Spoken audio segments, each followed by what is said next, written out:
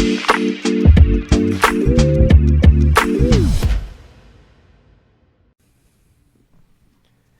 right, hello, and welcome back to another episode of the Chase Thomas Podcast, where I'm still the aforementioned Chase Thomas, coming to you live from Knoxville, Tennessee, Everything School HQ up here in Knoxville, Tennessee. Down there in Decatur, Georgia, my good friend, fellow University of North Georgia alumni, Matt Green. Matt, good evening, sir. How are you?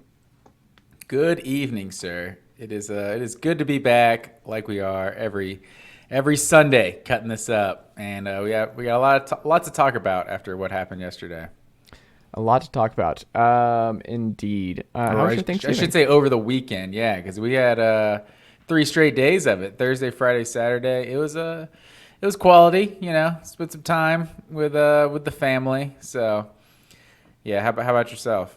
Pretty low key though. My wife is still amazed at what my dad ate on Friday night. We went to a good Mexican restaurant for dinner, and he ate just a lot of Mexican food, and then he got a ice cream, like a waffle cone of vanilla ice cream at the Linear Light show. That is now a walking one. You don't actually drive through that one anymore. I was under the impression. I'm not familiar with the Linear Light. You're talking Lake Lanier? Yeah. Okay. Yeah. And it was, I'm a big lights guy, as you know. Big lights guy. I love, not just Christmas lights. Christmas lights are great, but I love lights. Like around my office. Just any kind of light? Just any kind of light. You just like No. Like, you don't want the kind of lights that you would see in a hospital waiting room. Like those kind of lights, I'm out. It's more like, it's hard to explain without showing. My office has all kinds of different cool lights with different looks. Cool lamps. I'm into vintage lamps and all that kind of thing. I have lights that I can light up all around my office right now. But no, big lights guy. But I also like going to see lights, walk through them. They just they bring me joy. But besides the point, my dad was he ate all that, and then he ate. And this is the day after Thanksgiving, mind you. He ate a waffle cone of vanilla ice cream and then got a funnel cake on the way out. And Samantha was just so full from just watching him. She was like going, and my dad was like encouraging her to eat some of the funnel cake. And she's like, I physically cannot eat any, like, I don't understand how you just ate a bunch of Mexican food, a waffle cone of ice cream, and are now just devouring a funnel cake. But my dad was just on a mission Friday night. Never seen anything like it. I'm not. Some people are built like that. I am not built like that, Matt Green. Sounds like you're just putting your pops on blast. It's not on blast. That's what it sounds like to me. Just calling him out on the pod. He's gonna listen. He's just to this. living his life. All right. I know. You don't worry about him.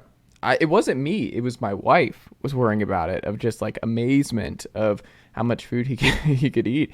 No, my dad's in shape. Retired Marine. All That's that impressive. Stuff. It's good. I'm just not built like that. I'm not a big eater.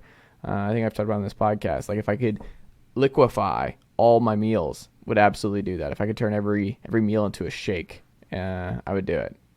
Tori's actually said the exact same thing to me in the past. And Really?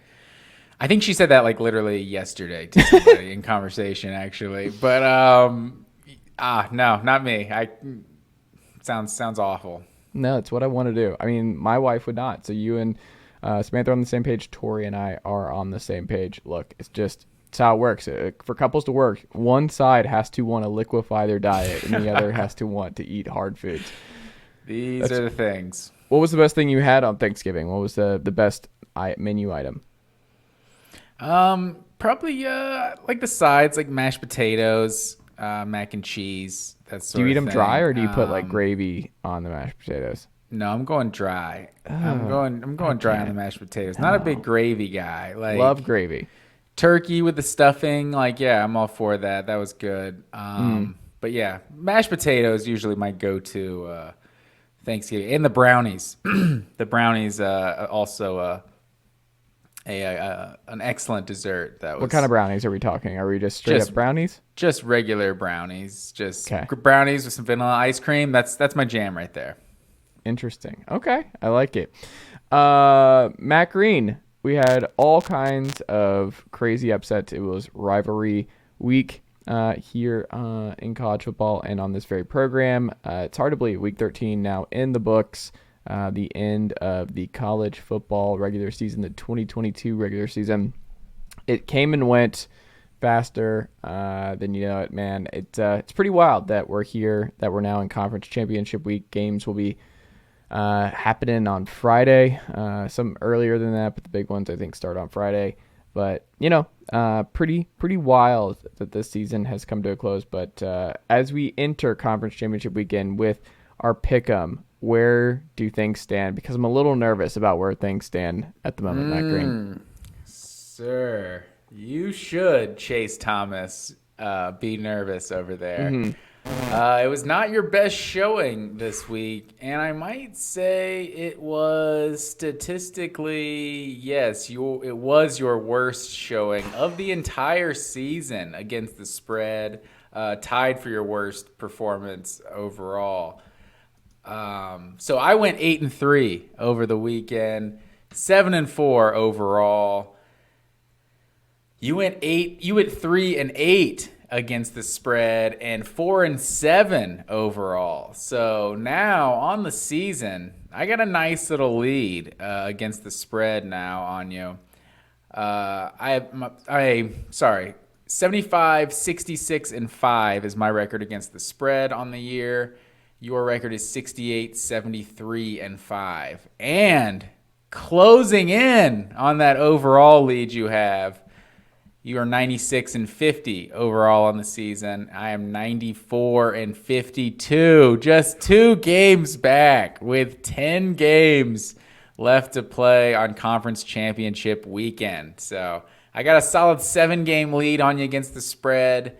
You have a 2-game lead overall. So, and then Zeus, like I told you, Friday afternoon, I hope you were locked in on the CBS telecast, Arkansas and Missouri, that home dog of the week. 4th home dog of the week in a row, Missouri. It won outright. That's, let me see here. 1, 2, 3, 4, 5, 6, 7 of the last 8 home dogs of the week have hit. Zeus has really hit his stride in the second half of the season. 9-5 on the year. Take it to the bank with you, ladies and gentlemen. But at what cost? Because for Mizzou to cover and be the home dog of the week, it took their best receiver who entered the portal the following day. So, not their best receiver, though. I mean, right? he leads them in yards, right? Luther Burden is he's the most talented, but the most productive. But yeah, that's true. Out the door. I mean, I'm sure that was going to happen either way. But big time for Going Missouri bowling to get bowl eligible for sure. So who's left? It was just Vanderbilt and Texas A&M who did not go bowl eligible, correct? That is correct, yeah. That's pretty good. Texas A&M. Who would have thought? Not me. Who would have thought A&M would have beaten LSU by multiple scores last game of the year? It'd still not go to a bowl game. Like, just insane. Very much insane, but, this is, I think going into this conference championship weekend, I think this is the least excited I've been about conference championship weekend in a long time. Like, a lot of duds because there's not a lot to play for, and I wonder if you share this perspective, because I've heard that in other shows around college football and reading and listening to folks all day today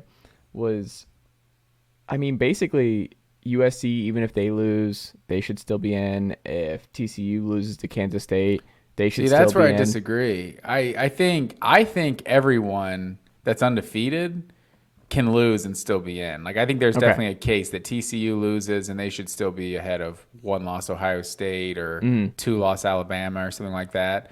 But USC, if they lose, then it's a conversation about who that 4th spot goes to, because I don't think USC 2 losses without a conference title. I don't think there's any chance they go. Like, you're taking a 2-loss team without conference title.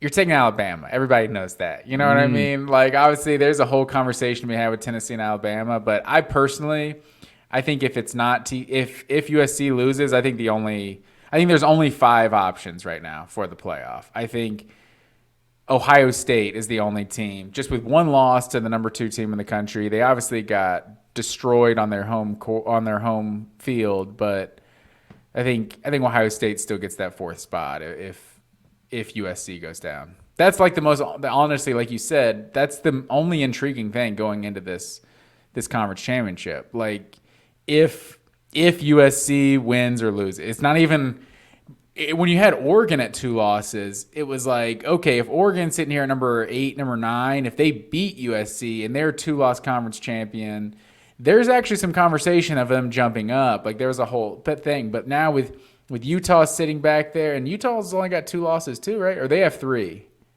overall losses, but 2 conference. I was going to say, I think they have 3. Because they lost to Florida as well. So I think Utah's sitting back there. I think in the AP poll, it's got them at like 13, 14. It's something like that. So it's not even like both teams in the Pac-12 have something to play for. You're really just watching, is USC going to blow it, or is USC going to get in? He just left. Thomas, he's not playing in that conference title game. I think he said his Utah career is over. Wow. Thomas. Yeah. So yeah, that's going to be big right there. But yeah, so that's really, like you said, that's the most intriguing thing. At least there was this outside shot of LSU. Maybe they can get into the playoff if they can shock Georgia. But now LSU has nothing to play for, really. So it's definitely the least intriguing conference championship weekend I can honestly ever remember. Can we just get Greg Sankey on the horn and just be like, hey, we know rules are rules, but like, can you do us a solid and put Alabama in over LSU for the SEC title game? Like, can you go ahead and do that so just we could see once and for all how good this Alabama team is? Because I saw Bama fans going to war with it's sad to watch friends of mine go to war on Twitter. Chris Marler going at Graham Coffee. It's College Football Mind on College Football Mind with their fan bases. But, you know, I'm curious. Like, that would solve a lot of problems if Alabama just played Georgia in the SEC title game, and if they got curb stomped, then we're like, all right, hey, we're done. The Alabama flirtation is over. But they do have a point. They've only lost 2 games by combined 4 points. They have been, and it's weird because Gray makes a good point. It's like they're not just taking care of business with anybody. It's not like they're just beating the door. Everything's a struggle, and every week is a struggle. It's clearly not the same Alabama team as years ago. They don't have the talent out wide. There are questions there. It's just weird. They've had a very weird year, and they still won 10 games, and they're still 10-2. But I don't know how you can put Tennessee when we actually saw it on the field. We saw it happen. Yeah. And I wonder, too, if the committee, if Hendon Hooker was not gone for the year, if Bama would not be ahead of if Tennessee would be ahead of Bama if Hooker was still available. I think that's definitely a part of the conversation because if you're actually ranking them now, like you're ranking a team without their starting quarterbacks. Like it was a big part in that that's going to be in the playoffs. So yeah, but in terms of the conference championship, it's just, you know, that's how it goes. LSU got the win over Alabama, and they're the one that's in, even though had Arkansas, had they somehow figured out a way to win that game, Arkansas easily could have beaten LSU. True. A few weeks ago. Then we could be seeing that Alabama. It's kind of like back in 2007 when we saw LSU and Tennessee in the SEC championship, and everyone kind of knew that Tennessee team wasn't very good. I think they had a loss out of conference that year. They were ranked like 17, 18, and Georgia had the 2 early losses, but by the end of the year, they were like a top 5 team, but it was Tennessee in the SEC championship that year, so you didn't really get to see that heavyweight bout that you wanted to see. Because, yeah, if Alabama's in this game, then they are actually playing for a spot in the playoff. Like, I think there's even a conversation between a 2-loss SEC champion, Bama, and a 1-loss Pac-12 champion, USC. And Bama probably gets in just because we know the reputation of Alabama. I don't know. It would be a conversation for sure. But yeah, right now it's looking pretty basic, like pretty straightforward, you know. So hopefully I'm at this point, like as a college football fan, I feel like we just kind of always root for chaos. But at this point, I kind of just want USC to take care of business. So now we have our nice, neat 4-team playoff, and there's not just this crazy conversation of who gets that Final Four spot. I would agree. And I'm also rooting for USC and TCU this weekend because if they went out, then Tennessee was never getting in regardless of the South Carolina win. So that would make me feel better if they take care of business where it's like, oh, it doesn't matter. Like the South Carolina loss really doesn't matter in the grand scheme of things because they would not have made the CFP no matter what. I also wonder too, well, 2 parts. Do you think they would never do this, Matt Green? But I think you have to have the conversation with your staff if you're Kirby Smart. Do you rest guys? When do we see that creep in to conference championship weekend when we get the expanded playoff and a team like Georgia, especially in a 12-teamer that's coming down the pike? You're playing for seeding, and it might affect your seeding, but like you need Stetson. Jalen Carter, you're not playing this week. Keely Ringo, you're not playing this week. Like you just shut down a lot of dudes. Lab McConkey, just Kenny McIntosh. Like Stetson doesn't play. You're like, we're gonna give Carson Beck some work this week. I mean, has that crossed your mind? And do you wonder if that is coming down the pike for conference championship weekend?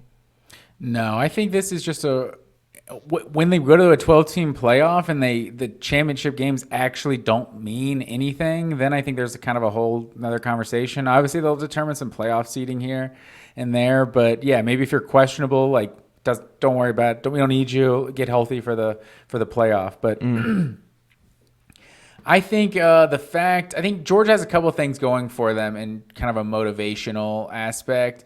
The fact that the last year's team did win the national championship, but they didn't win the SEC. And so this team has a chance to accomplish something that last year's team didn't, and also potentially win the national championship as well.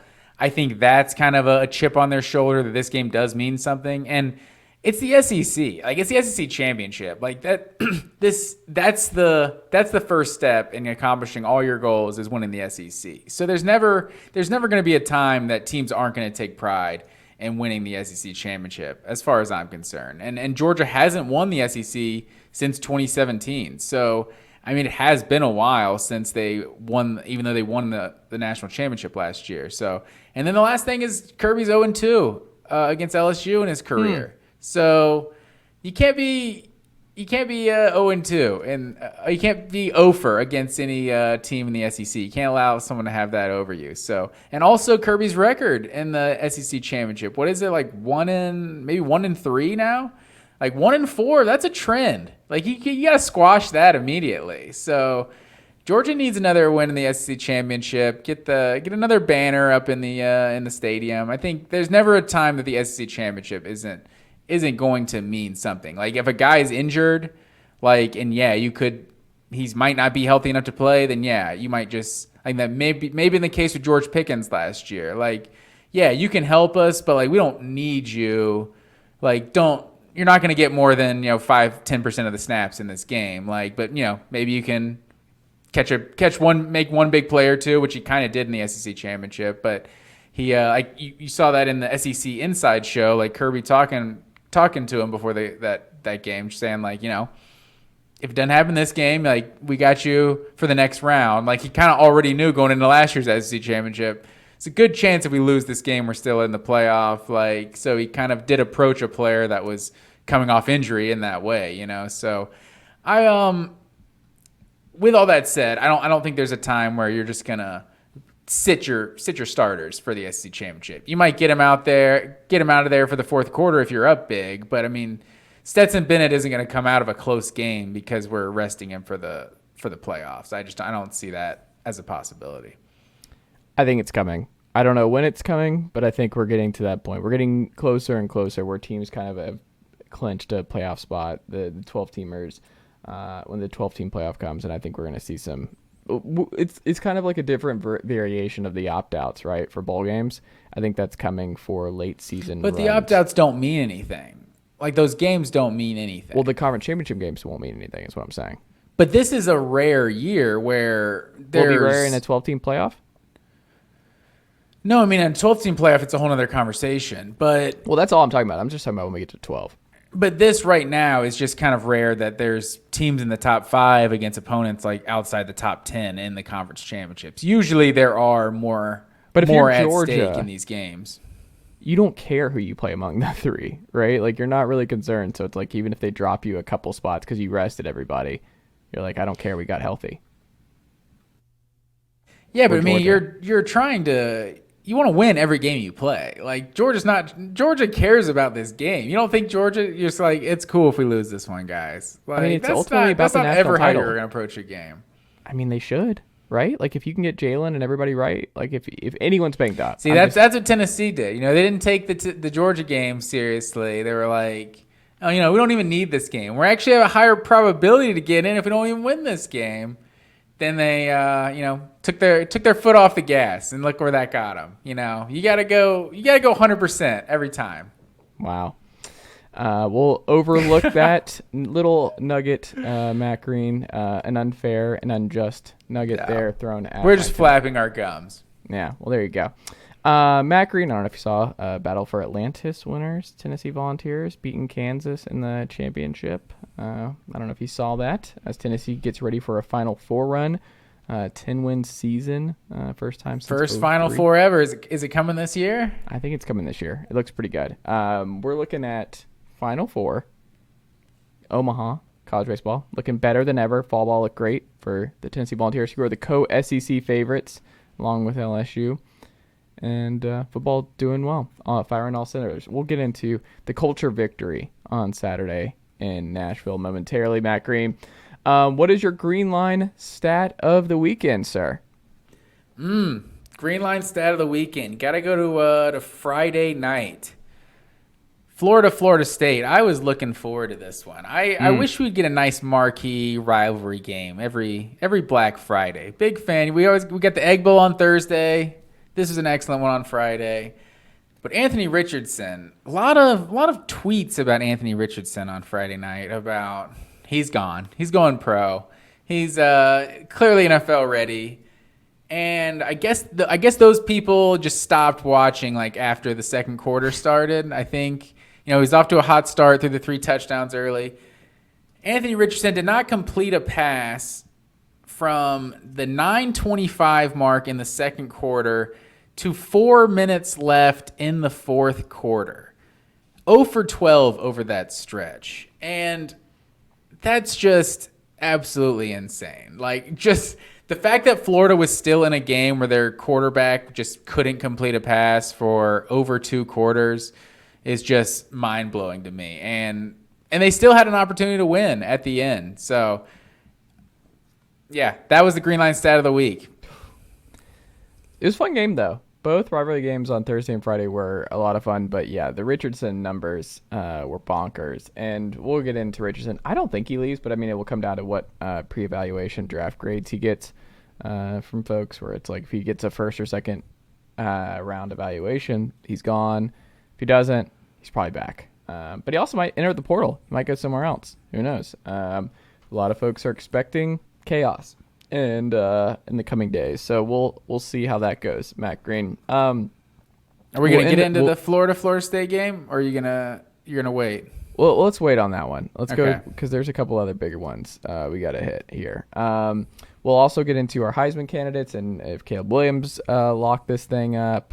We'll get into who's remaining, what scenarios are still possible for the CFP contenders, stickers this week, and then a lot of CFB college football hires and hires that are in the works and firings and this, that, and the other. We'll do a quick broad overview. We'll get more into that on the Wednesday show as more and more information comes out about those jobs. But all kinds of off-season time for us to talk about college football coaching changes. That's what the off-season's for, is to dive deep into those changes and where they're going.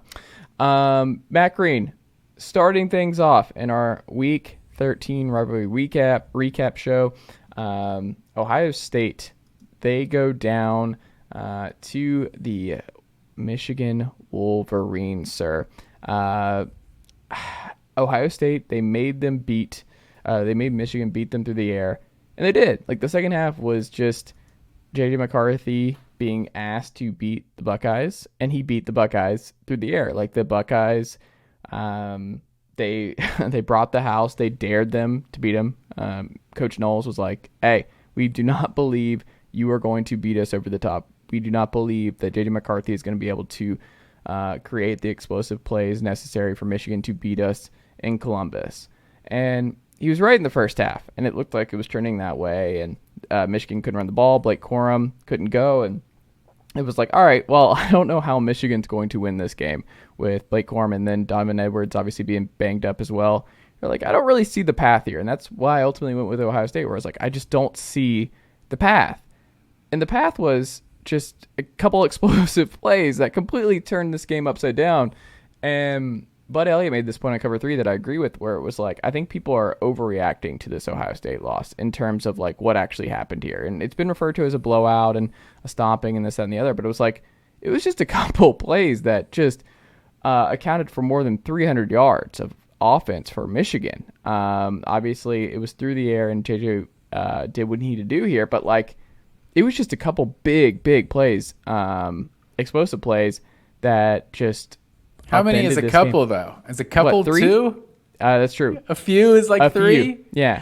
They had like 5. They had touchdowns of 69, 75, 45, 75, and 85. Like, after a while, it's like, if you're like, just those couple big plays killed us. Well, if you're just going to give up like big plays every single drive in the second half, it's like, yeah, after a while, that's what you do. You're giving up big plays. That's fair. What did you see in this one, Matt Green? Because it's never a good look when Urban Meyer's on the post-game set going through what happened and there are fans behind him chanting, we want Urban, or like asking to bring back Urban Meyer with his replacement there. But, I don't think it was ever real that they would ever fire him. Huge deal, huge buyout, and recruiting, just an absolute machine there. They're winning every game just about outside of the Michigan one, but you lose Michigan twice. It's not great. Harbaugh has a better record now against Ryan Day since he has been as the head coach here at the Ohio State. But I don't know. Luke Fickell off the board for the Buckeyes. He goes Wisconsin. We'll get more into that one. So that was more of the obvious one. And Mike Vrabel's not leaving the NFL to come back to college. So you're like, I don't know. You're not firing Ryan Day for Matt Campbell. I'll tell you that. It's not happening. So still learning curve. I don't know, man. It was such a weird result for me because I thought about all the different ways leading up to this week of how this game would go. And I said in the pod, I was like, if Michigan wins, I think it's close. They ran the ball really well. They were physical. The defense showed up in a big way. C.J. Stroud had a bad game. Ohio State couldn't run the ball, and they got one-dimensional. And Michigan won 17-13 or something with a couple turnovers and that sort of thing. No, it was the opposite. They won this game like Ohio State usually beats people with the explosive plays, with great stuff from the receiver, the quarterback putting the ball in his playmaker's hands and them just taking advantage of it and doing what they do. It was a very, very weird second half to watch, but what a gigantic win for Michigan and this program. What did you make of it?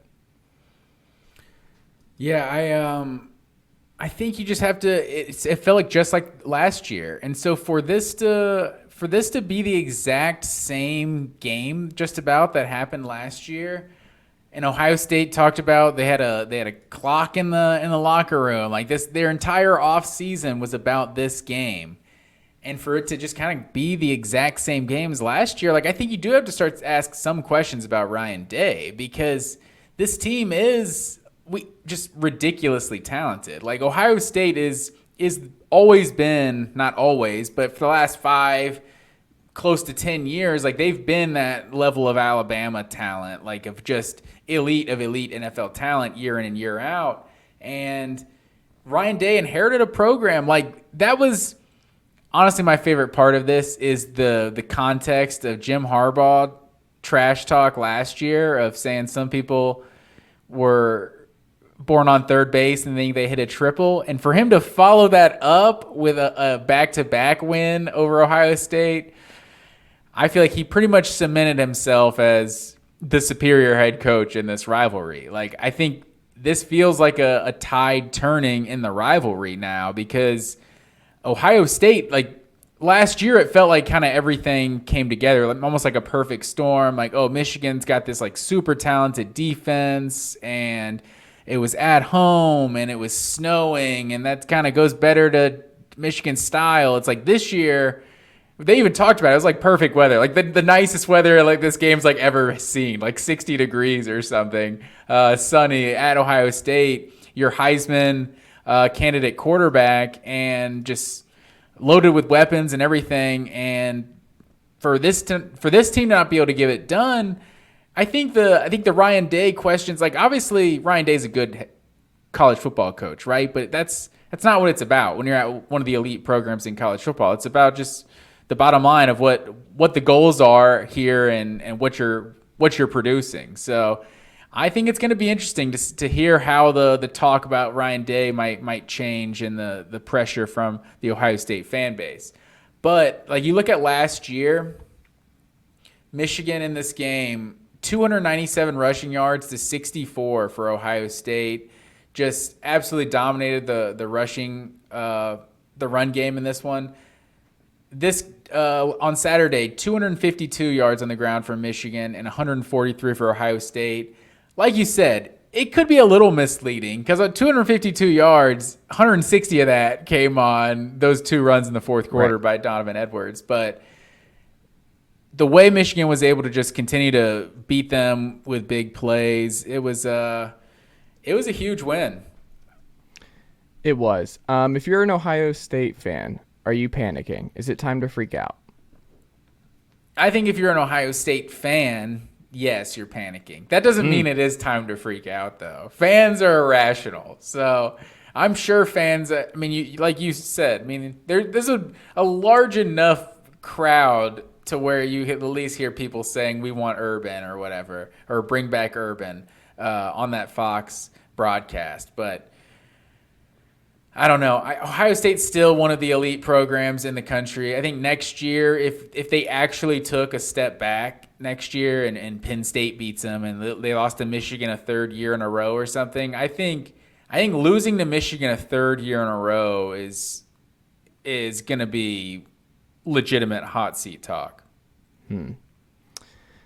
But we're a long way from that. It was just one game, and Michigan got it done. I'm shocked that they I wasn't shocked with how the game played out. I was just shocked that it played out the way it did without Blake Corum playing at all, honestly. Big win. Have you seen enough to think that Michigan can win the title? I mean, I think you have to think they can win the title. I have reservations of saying they can beat Georgia because it feels like they're almost the same exact mold as Georgia. Almost the same type of quarterback, too, the way Bennett and McCarthy both play, like run first. But I think Michigan's probably got more dynamic running backs, but like on an individual basis, if you're assigning them a numerical rating on a video game or something. But with Georgia's offensive line, and I think it kind of balances out. Georgia's got a good running game. Michigan does have a better running game, but for what both teams want to do, they're pretty similar. You just have to think Georgia's probably got superior athletes, and that's kind of what's gotten them to this point for a second year in a row. Fair enough, Matt Green. Down in Oxford on Thursday night, which feels like forever ago, Ole Miss, they go down to Mike Leach and company. I did not have this one. Like I did not have a lot this weekend, sir. Mike Leach had not figured it out in rivalry games to this point, and he got over the hump there, and it was a big win. All-time great Ole Miss drive late in this one, following another fumble. Will Rogers had a couple blind shot fumbles, and you were like, okay, is this where Ole Miss takes control? And it just never happened. I was surprised to see the way this game ended for the Rebs, but humongous win for Mississippi State and the Bulldogs. I thought this was a pretty interesting set. I don't know if it's a good one, Matt Green, from Cole Kublik of SEC Network. He tweeted this. Coach Leach has 18 career wins over ranked teams playing as an unranked team, most of any coach in AP poll era. I don't know if that's a good thing because it means he spent a lot of time as an unranked coach in the Power 5 level, but also he beat. I don't know. I don't know if it's a compliment or not a compliment. If you're a really good coach, your team should be ranked after a while. Right. So I don't know. I don't know what to make of it. I don't know what to make of the future of this Mississippi State program, but they do finish strong, 8-4 in the SEC. I mean, look, good year for Mississippi State. I mean, that's about where you want to be most years if you're a Bulldog fan, and then you want the 10-2, 11-1, the number one CFP team for a little bit type year when you have a Dak Prescott in the program. But, very strong, very, very good year from the Bulldogs. And this was something that Mississippi State AD tweeted. Mike Leach has now won 8 or more games in a season 13 times since 2002. He's joined by Nick Saban, Bob Stoops, Mark Richt, Urban Meyer, Dabo Sweeney, Les Miles, Mac Brown, and Kirk Ferentz as the only coaches with 13 seasons of 8 or more win seasons since 2002. So consistent, like Mike Leach, doing just enough over there in Starkville, but big win. What did you make of this one, Matt Green? I thought the Egg Bowl was fun as always. It did not disappoint. And like I've tried to tell you and the listeners all year, the Ole Miss Rebels are absolute frauds. They have been from day one. Six games against the SEC West to end their season. They go 2-4 down the stretch. They just I think they were never really that good. And like I told you too, going into last week, it felt like Mike Leach hadn't gotten one yet. And he always, the stat you just gave, he always gets one. You got to get him one. So, yeah, and what we also kind of talked about with how they matched up against Ole Miss, and Ole Miss had gotten run on by everybody, but that's not really what Mississippi State does. And no, Ole Miss is just that bad at defending the run that even Mississippi State could run on them. You look at the numbers, 37 for 97, and you're like, oh, they didn't really do anything against them. But that's Will Rogers' sack yards being in there. These two running backs combined, Marks and Johnson combined 26 carries for 149 yards. Both averaged almost 6 yards a carry. So they were just gashing Ole Miss really, and a couple turnovers happened, kind of changed this game for sure in the second half. But yeah, big time win for Mississippi State. This was a fun one. For sure. I will also say this was pretty wild from the Sickos Committee Twitter feed, and it speaks to what you're saying, what you've been right on all year with Ole Miss. Lane Kiffin in the last 2 weeks scored 27 points on 703 yards, and then he got outrushed in this one by a Mike Leach team. I don't think any of us had that before this game on Thursday. No, not at all. Judkins held in just 91 yards, 4 yards a carry in this one. Did not see that, but huge win for the Bulldogs, and who knows? It looks like maybe both coaches are back next year. Kiffin obviously signed the extension, so he's locked and loaded at the SIP. I told you to watch your mouth, sir. You were talking about these guys like it was past tense. we got more years of this Egg Bowl action.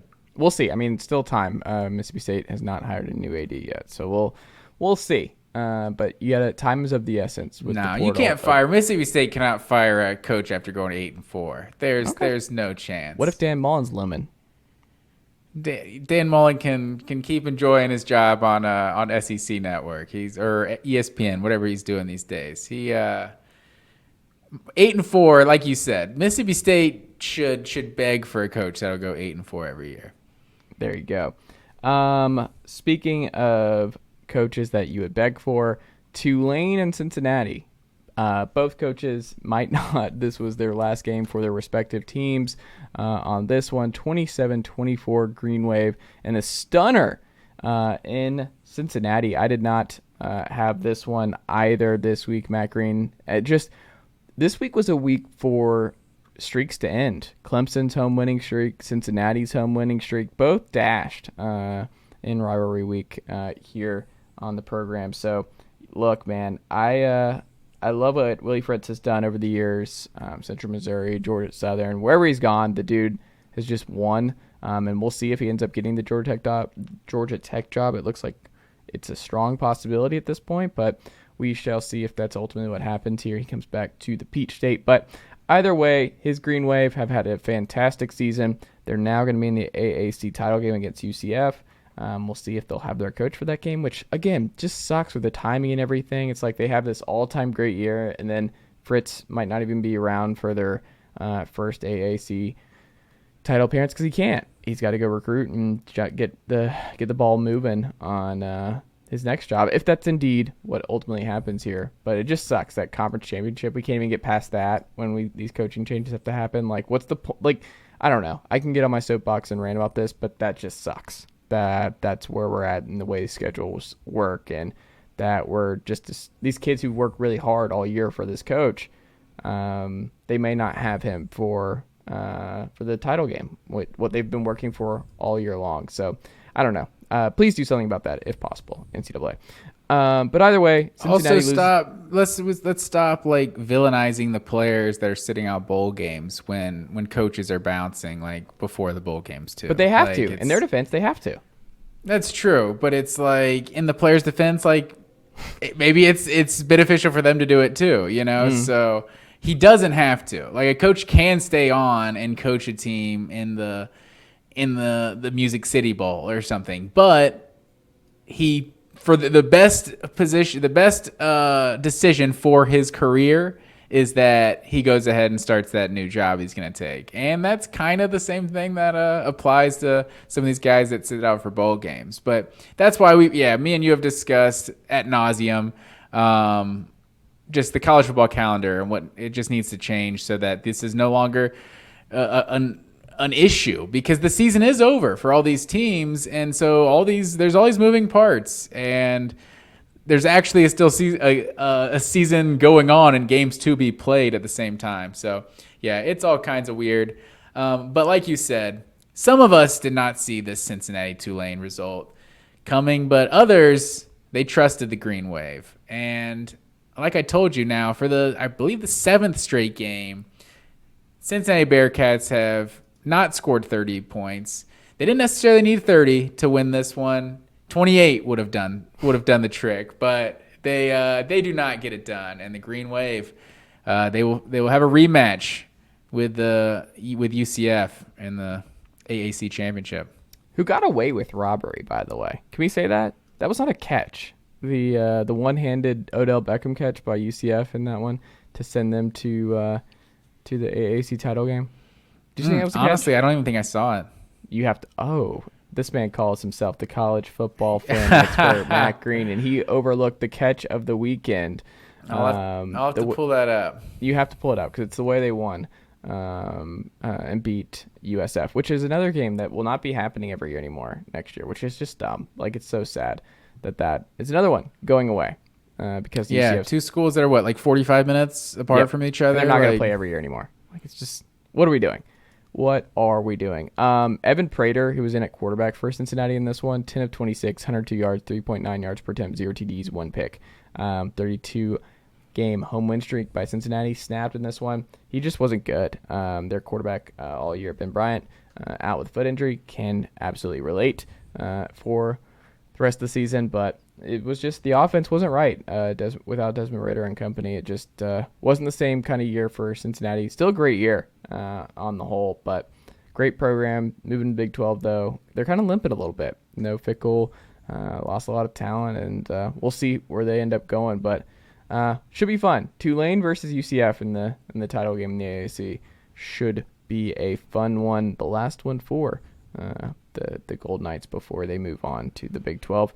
Matt Green, 38-27 Texas. Hold on. Yeah. Before you moved on, I've seen the catch now. The catch in question. And why are you saying this isn't a catch?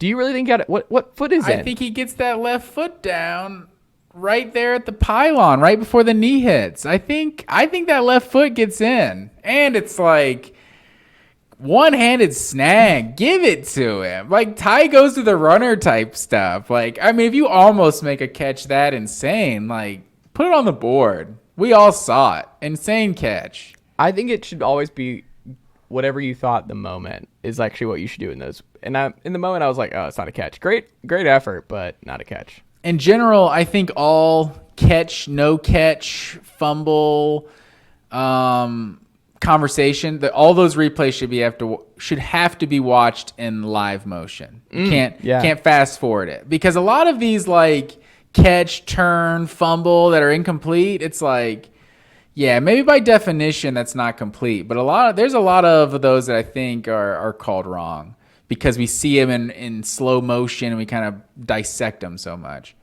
I would agree. Texas, they go and take care of business against the Baylor Bears. Matt Green, they win this one 38-27. Bijan Robinson, another huge day for probably the best running back in college football this year. 16 throws. They still struggle through the air, Texas. Quinn Ewers and company, not great in the first half. They really just ran the ball down Baylor's throats here. 5.0 yards per attempt for Blake Shapen in this one. Not a great game for Blake Shapen. Just not a great year. Just not working all across the board. Their run game, which, I mean, put them in a position to beat TCU a week ago. They could not run on the Horns. The Horns defense has come to play all season long, and that's a really, really encouraging sign if you are a Texas fan going into next year. Yeah, you would like the pass game to be a lot better, but look, man, the bigger things are getting nailed down, and the defense looks legit. Sark will figure out the offense, figure out the quarterback stuff. You got Arch coming in, you got Quinn there. Like, you're going to be fine. The bigger things are the other ones that you've just waited for a long time as this Horns team to be dominant defensively, and they've been that for the majority of the season. So that's something you like to see. Baylor finishes the year 0-5 against ranked teams. Your Baylor Bears before the year let you down in a major way, Matt Green. But I will say they weren't my Baylor Bears before the year because I didn't actually pick them in the Big 12 championship, but early on, I wish I had, and so I kind of adopted them a little later on. But you're right; they let me down. I will say, in terms of being demoralized over last week's victory, I mean, they came ready to play. They were up 19-17 at the half, but this offense, like you said, like just basically did nothing in the second half. They scored one touchdown, and it was off of a defensive touchdown. So, yeah. I think it's kind of crazy how the Quinn Ewers conversation has changed, because if you would have asked me probably a month ago, like, if there's any chance Arch Manning starts next year, I would have said, zero chance. Like, it's more likely that Quinn Ewers is going to play as a redshirt sophomore and go pro. But now I feel like it's kind of a few weeks in a row of Quinn Ewers kind of, looking a little subpar. So I don't know. We'll see. Sark, like you said, I tend to trust what the offense is going to look like moving forward. But this, you kind of alluded to it last week. Is this a must win? I don't necessarily think it was a must win, but it's definitely nice to have it and potentially win a bowl game and go 9-4. That's some tangible progress the Texas fans can latch on to. Texas outgained Baylor 266-56 in the second half. Big win to end the year. Texas finishes 8-4. Work in progress. And they were, hey, you finished the year one game out of making the Big 12 title game in year two for Sark. Like, if Kansas upsets Kansas State, you're in the Big 12 title game. So, I don't know. I think by and large, positive development in Austin and going forward. Matt Green, we go to Florida State in Doak Campbell Stadium, 45-38. Seminoles take care of business against their long-time hated rivals, the Florida Gators, who fall to 6-6 on the season. Rough year one for Billy Napier's bunch. 9-3 for the Seminoles. 9-27 on the evening for Anthony Richardson on Friday night. No completions in the second half. By and large, it was wild to watch. You don't see a box score quite like Anthony Richardson's at quarterback very often. When you peruse those on a weekly basis. And I don't know. Big win for the Seminoles. I thought they were going to lose it late, where it's just like, oh, they just keep letting Florida hang around. And there was that crazy goal line moment where Florida had the ball at the goal line seemingly 10.5 minutes, where there was a couple pass interference calls. There was a lot of guys getting stuffed at the line of scrimmage. Like, it was wild to watch. But this was a really, really fun game by and large. Ricky Pearsall was all over the place in this one. And also the two-headed monster. Florida's been able to run the ball all year with Johnson and Etienne, who were great in this one. But, still just not enough. Florida State comes through at the end when needed and get a big stop to end it. Anthony Richardson can't be the hero here. And, they win 9-3, Florida 6-6. If you're a Gator fan, Matt Green, are you nervous about the Billy Napier era? Yeah, I think you have to be just. I mean, not because you're losing to Florida State, because I owe Mike Norvell an apology. I was calling for his job early in before the year started. Like, there's a chance that the seat could get real warm for Mike Norvell. But 9-3, this is a big time year for Florida State. I think we'd all rather see Florida State playing Clemson, kind of along the lines of the SEC championship. We'd rather see Florida State playing Clemson than that North Carolina team that's lost back-to-back weeks. But looking at Florida, like Anthony Richardson, you see the talent, but then you just see like the basic throws that just sail 20 feet over people's heads, and you're just, I don't know, you're just left just wondering with this. Like, you look at these two running backs, ETN and Montrell Johnson in this game. They combined for 34 for 214 and 2 touchdowns. Like, you couldn't win a game where your two running backs combined for over 200 yards, and I think that's because of Anthony Richardson, because the passing game was just so inept from the second quarter on in this game, basically. And Jordan Travis, they weren't able to stop Jordan Travis. Just every single time he ran around, like, he picked up a first down. Like, this guy was just running around, making plays. But yeah, we've talked so much on this podcast that I just don't understand the Anthony Richardson hype. It's just, I mean, now people are still talking like he could still go first round, second round, even after just a clearly underwhelming season statistically. But looking at Florida State, this is their first 5-game winning streak since 2016. So this is a huge win for Florida State. Also, ending the 3-game winning streak that Florida had in this rivalry. So, yeah, big-time win for the Noles. Absolutely. Go Noles there. So a lot of people in the family were happy about this one. Matt Green, 31-30. You mentioned Clemson. They go down at home. 2 top 10 wins in a row for South Carolina. I saw a report that they're working on them for an extension for Shane Beamer after this one. Hey, this was, I thought, going to get ugly quick with a pick 6 from Rattler. They go down 14-0, but Rattler, to his credit, they bounced back and they fought hard in this one, and they get a humongous win on the road at Clemson and shift the narrative down the stretch. Unfortunately for Shane Beamer and the South Carolina Gamecocks, every game counts, and that September counts, October counts. You can't just play for November each and every year. But back-to-back years, South Carolina winning the narrative down the stretch here, as optimism is abound all across Columbia, South Carolina, with the future of this program. Spencer Rattler said, quote, "These last 2 games will change the narrative for program history." We'll see, is what I'll say, because next year the South Carolina Gamecocks finish with 4 consecutive home games, setting them up. It has to be a bid at this point that South Carolina just really wants to make sure that each season ends on a positive, uplifting note, but they still have to travel to Athens and to Knoxville early next year. So enjoy it while you can, South Carolina fans. Man. And how are you doing? So I was about to ask you how you were dealing with this one, but it appears that you're not dealing very well with this one. I think you're the lead spokesman for the South Carolina Gamecock hater fan club. How are you doing? I feel like that you're taking this one hard.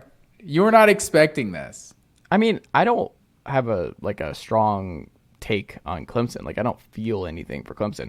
It's just more of like, let's see. Like, it's now a bit. I think I sent you a tweet of like Shane Beamer's just what Shane Beamer and the South Carolina Gamecocks are at the end of the year versus what they are at the beginning. It's just the whole season matters, and it's like I don't know who they're catching. Like when he says things like this is a program changing moment and this narrative, like it changes the narrative for program history. I'm like, I don't think anything's changed. Like I think we'll see they're recruiting okay, but like no. They're not passing Georgia anytime soon. You don't think South Carolina knocking off 2 top 10 teams to end the season and finish ranked is like a program-changing victory, like a program-changing moment? No, they're still going 7-5 and 8-4 next year. Like, no, I don't think this is like they're not winning 10 games ever. Like, it's not happening. They're not winning 10 games. Who's fallen off? It's not Tennessee. It's How can not you say Georgia. they can't win 10 games ever when they're like a bowl win away from winning 9 like this year? No, I'm saying regular season. There is no path to South Carolina ever winning the East. And they're definitely not, when we get rid of divisions, ever going to the SEC title game. I mean, let's not forget, Clemson had won 7 in a row in this series. Let's not forget, like, before that, South Carolina had won like 5 in a row in this series. Like, they did dominate Clemson for a period there. It's going to be hard for them to ever get to the level they were under Steve Spurrier, one of the greatest coaches of all time. But this is massive because I think we talked about, like, was the Tennessee game going to be Spencer Rattler's Zach Calzada game? Was it just going to be the blip and then we never heard from him again? It feels like this is a game that's instilled confidence in the program, especially when you think about how this game went, the way you were talking, like the pick 6 to start the game, go down 14-0, and then even before the half, I can't remember what the score was, but they went into the half down what, 9? And before the half, they threw the pick in the end zone. So when they got tackled had first and goal at the 1, ended up throwing a pick in the end zone. So there was a lot of adversity in this game. Had 54 yards rushing, and Spencer Rattler, I feel like, kind of had to carry the team in the second half, and he pretty much did that. He had some help with Clemson beating themselves as well, but I think this is massive. And maybe we're overrating a win over a flawed Clemson team, but it's still a massive win, especially following up. Like, how do you follow up just a massive win over Tennessee last week? Like, I don't know how you can poo-poo this win in any way. I just did. Like, there is an easy way to do this, and it's not like, look, South Carolina beat the crap out of Tennessee last week. That happened, and I'm not disparaging that part of it. It is what it is. But Tennessee dismantled South Carolina the previous year at home. And we look at it where I'm like, oh, we can't worry about 2021. We're in 2022, sir. I'm saying, where is the path? The talent, still an issue. We still saw a team that lost to a bad Mizzou team this year. We saw a team that got absolutely obliterated by Georgia to start the year. We know that they played North Carolina on a neutral site to start next year in Charlotte. They're not going to be favored in that one. They're not going to be favored at Tennessee. They're not going to be favored at Georgia. They close the year with Kentucky and Clemson. We'll see what happens there. They got to go to College Station. We'll see what the A&M looks like. Florida will probably be better next year. I don't know. I just think they're probably 7-5. I think they probably win less games next year than they do this year. I don't know, with Tennessee being back up and being where they're at, I get you beat them, but like the full docket still matters. Clemson is not the same Alabama that they've been, or Clemson is not the same Clemson that they have been in previous years. We've seen that all year. They've been rocky all year. Big win for South Carolina, no doubt. It's not like you beat Alabama and LSU in the same year. It's just not. Like, it's not. I mean, you beat 2 teams that had a chance to go to the playoff. Like, you ended 2 teams' playoff chances. 100%. Right. But are those wins better than beating LSU the way Tennessee did in Baton Rouge or beating Alabama at home? I mean, I don't know. There's no comparing the wins. Those wins were massive. I would say for what they did for South Carolina, what did those wins for? What do you mean? What did those wins do for Tennessee? They're 10-2 and they didn't make the SEC championship. They might play in a New Year's Six bowl. Like, yeah, that's like, what did it do for? I mean, they'll be in a New Year's Six bowl. It raised the confidence of the program. Like, it raised the ceiling. Like, it's massive for them to go 10-2. Just like South Carolina, it's huge for them to go 8-4 and beat 2 of their biggest rivals. Like, well, what I'm saying is it's not a program changing. Like, they have to go 10-2. They have to, like, there's still a long way to go. We are a month removed from being like, are we sure Shane Beamer is, like, safe next year? Are we sure that it's not do or die time in year 3? Like, the middle of the season and the beginning of the season still happened. Like, Spencer Rattler had 8 TDs and 9 picks not too long ago. Marcus Satterfield was on the hot seat as OC not too long ago. This is just, it's a 2-game hot streak sample, and I just want to see more. Tennessee just finished the season number 1 in points per game. Number 1 in the country. But to be fair, when something is a turning point, you don't know it's a turning point. No, a turning point is being the best offense in college football. No, but you don't know that that's a turning point. That could be a blip. It could be that 2 years in a row they're top 10. But I'm saying Tennessee, they're going to lose Hendon Hooker. Maybe they. Nico Iamaleava's coming in. But my point is, you don't know that something is a turning point until it happens. Like they were number 1 in the they CFP just beat first playoff rankings. That's a turning point. I'm not talking about Tennessee. I'm talking with South Carolina. Yeah, you just beat 2 top 10 teams. Like, if you follow this up with a 9-3 season next year, like 9-3 the next year, who knows? You win the SEC East in 2026, like then this will be the turning point, the program changing moment. You don't know that. We can't. We don't have a crystal ball. We can't see that. I don't believe that, but I'm not invested in South Carolina in any way. They won the East once. They've won the East. They have won the East once.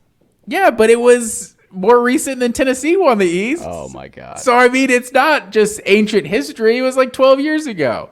I'm just saying that's what the goal is at South Carolina. And if this stretch leads to greater things, then it 100% is a program-changing win. And I think, what are you going to say as the quarterback in South Carolina? No, this isn't a program change. This is just a blip. We're going to be shit again next year. So it's like, obviously, you're gonna talk it up. Like, no, here's what I want you to do. I want you to be like, hey, look, we're still South Carolina. Our career win percentage is around 57%. Like, we're probably going 6-6 next year. Let's be honest. Like, this is fun. Like that's nobody's ever gonna say that ever. So I don't know. I think you're definitely your South Carolina haterism has not disappointed. I would say you're exactly as salty as I expected you to be.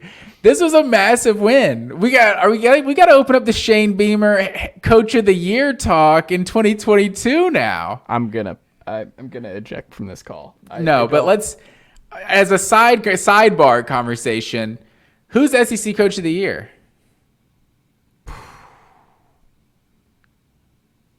I think you know it. It's probably Kirby, right? I think it's got to be Kirby. Yeah. I think Brian Kelly was probably the answer. Had a shot. Josh Heupel was the answer before 2 weeks ago. And then Brian Kelly was probably the answer before Saturday night. Because them going to the SEC Championship year 1 was massive. And I think someone like Beamer really did get in the conversation with how he finished the season. But with Kirby Smart, with the way beats Tennessee this week, I think he's Coach of the Year. If Vanderbilt made a bowl game this year in year 2 with the state of that program, I think he probably gets it. Yeah, that's probably a good call too. But with what Georgia lost, with 15 guys getting drafted to the NFL, and for them to be just almost basically equally as dominant as they were a year ago, I think lots of times the best coach doesn't necessarily get that award because you're kind of looking more for most improved coach. But yeah, I think, and so you usually have the first year guy that took them higher than expected, or the second year improvement. Like those are usually just kind of the narratives that lead to Coach of the Year. But yeah, I think Kirby Smart's probably the guy this year. Probably. I'm perfectly fine with Kirby getting it. Shane Beamer should get some votes, though. No, he shouldn't. This is ridiculous.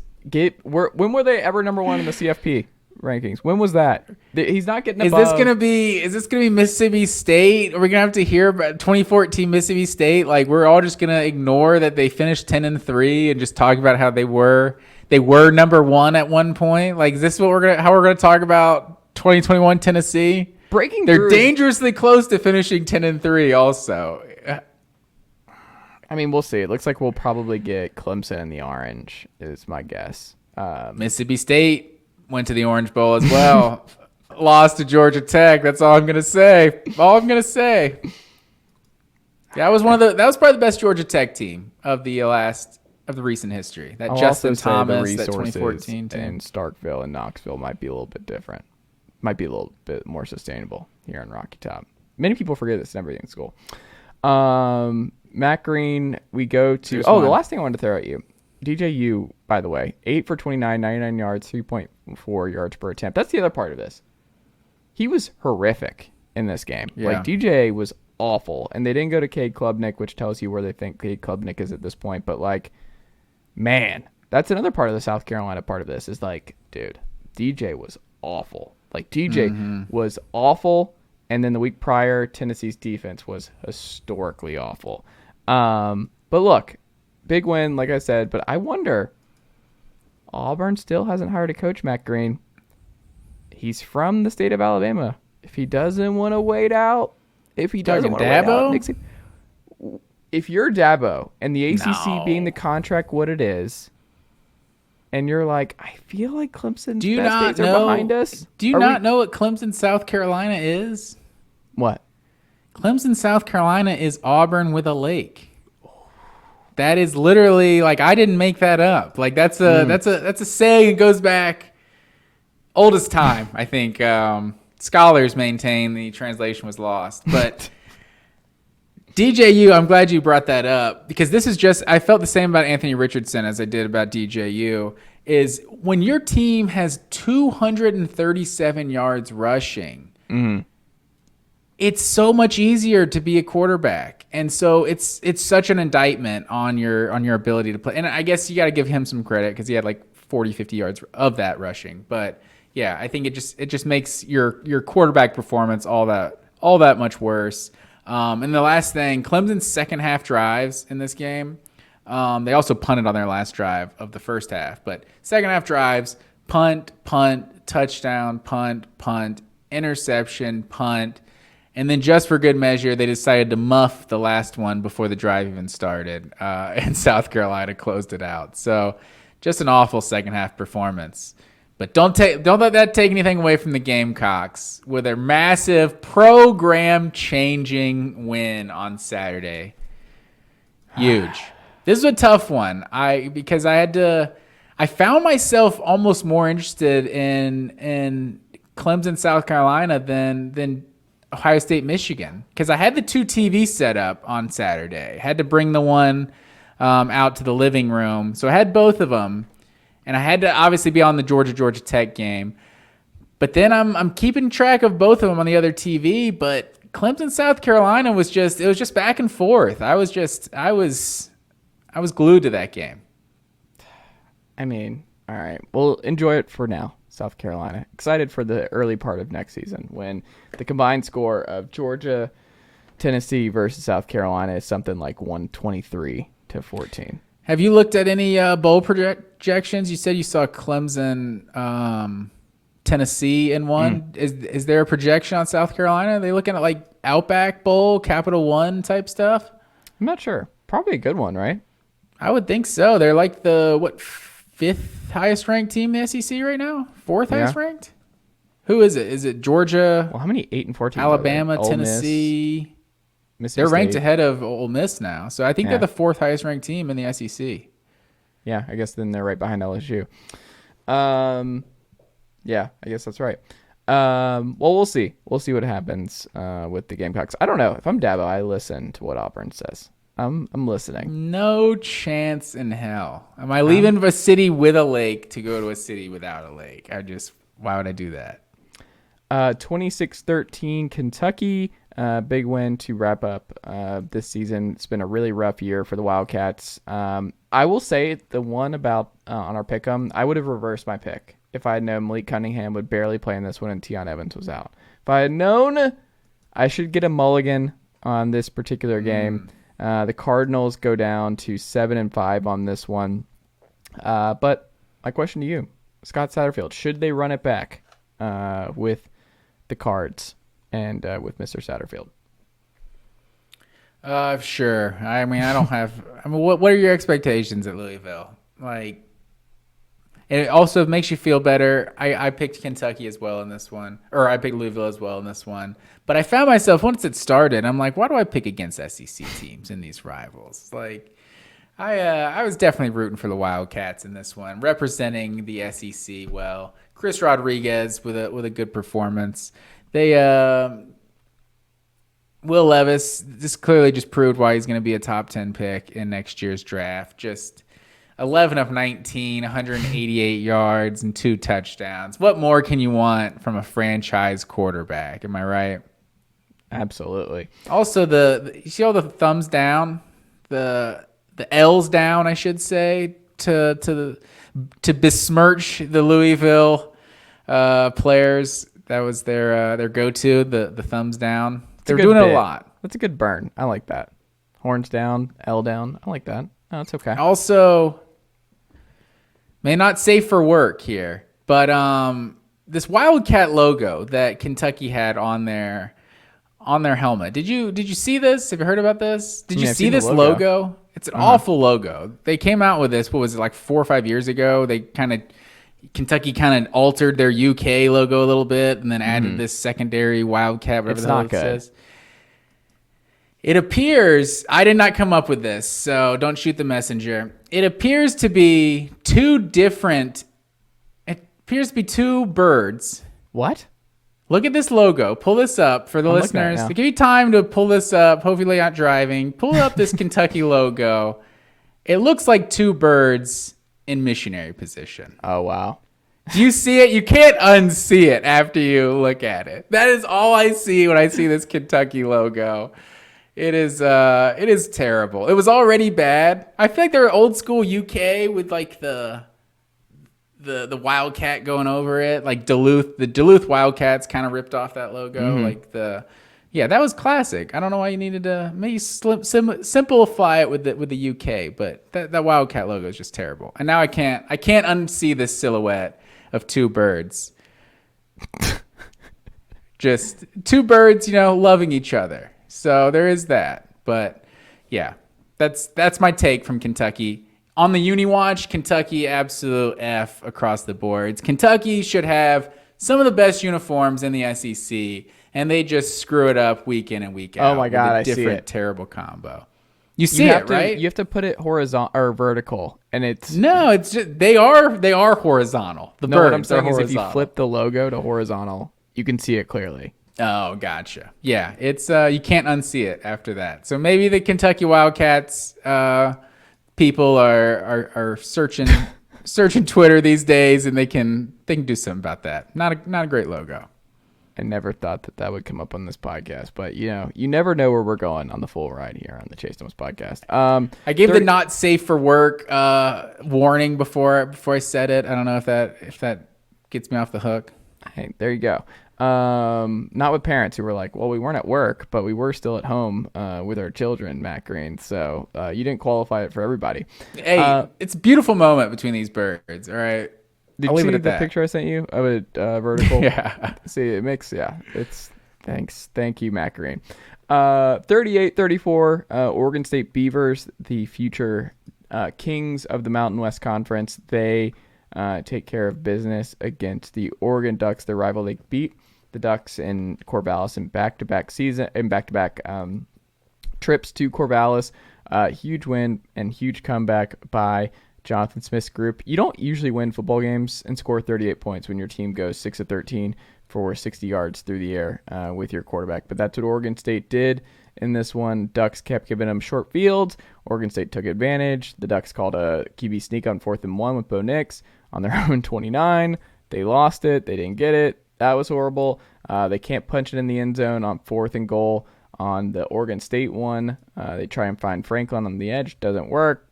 Turnover on downs. This is rough all across the board for the Ducks, and they will no longer go to the Pac-12 title game. Kenny Dillingham, their OC, gets introduced as the new head coach, the youngest head coach, I think, in FBS at Arizona State right after. Brutal end for the Oregon Ducks, but a huge win for the Oregon State Beavers. What'd you make of it, Matt Green? I want to know how they decided the three-way tie to play in the Pac-12 championship, because Utah and Washington didn't play this year, but in that three-way tie of Washington, Utah, Oregon beats Utah. Mm-hmm. Washington beats Oregon, and Washington and Utah never played. So I'm not really sure how they came up with who got that third, how they won the three-way tie. But I'm glad you said that the fourth down. This is becoming a trend with Dan Lanning, and I didn't defend it. I could play devil's advocate with the fourth down they went for against Washington, because Washington's offense was just scoring at will, and so you could justify that wherever we give them the ball, they're going to score. So I don't want them to have the ball again, or else I think we're going to lose. So that's why he went for it. To be in a tie, no, they're up 34-31 with 9 minutes left. Over 9 minutes left in this game. You go for a 4th and 1 on your own. You said it was the 29? Mm-hmm. Like, it's indefensible. And they just go down and score immediately. Like, I don't understand what can be going through your head as a head coach in that situation. Like, Dan Lanning, that's 2 bad ones. I know it's year 1 for this guy, but that's 2 super questionable 4th and 1s they've gone for in the 4th quarter of games. And I think they were up on Washington at the time, weren't they? They were. So I don't know. I guess you're going for the jugular. I don't know, but really questionable from Dan Lanning. And like you said, now Oregon, their playoff chances are over. And this Pac-12, like, I think we have to have a serious discussion about the Pac-12 being the best conference in college football in 2022. Like, we talked about the SEC West and how down it was, and LSU coming out of the West and everything. Like, the Big Ten has about 3 good teams in it. Like, for Oregon State to knock off Oregon, like, that's a big time win. Like, I think that was my criticism of them coming in, was that, yeah, they're fine. They're kind of how Penn State have been doing. Like, they haven't really beaten anybody. They just lost to the teams that are better than them. But to beat Oregon, like, there's 6 legit teams in this conference, and I think that's more than basically any other conference can say. Fair enough. Speaking of the Pac-12, 38-27, the Trojans take down the Notre Dame Fighting Irish in this one. Caleb Williams was awesome. He probably locked up the Heisman. He even did the Heisman pose during this game. This was just a great game. Only 4 incompletions total by Caleb Williams, but he was just so much fun to watch, and he was phenomenal all across the board. I will say Notre Dame did a lot against this defense. Michael Mayer was great. I think he had 2 TDs total in this one. Drew Pine had a really good night. It wasn't like USC's defense came to play all that much. 408 yards given up by this USC defense to Notre Dame. And, Austin Jones, with Dye being out for the year, stepped right up, 25 carries, 154 yards, 6.2 yards per carry. That was huge for the Trojans. Huge win for them. I think they'll take care of Utah in the Pac-12 title game, and I think they'll make it into the CFP, but the defense still a train wreck for me, and Caleb Williams is a special quarterback. What'd you make of it? Yeah, I think you made a good point. It felt like USC, every time they're going, it felt like they were going to put this game away. Notre Dame just kept responding and just kind of kept hanging around. So, yeah, I think this was a big-time win for USC.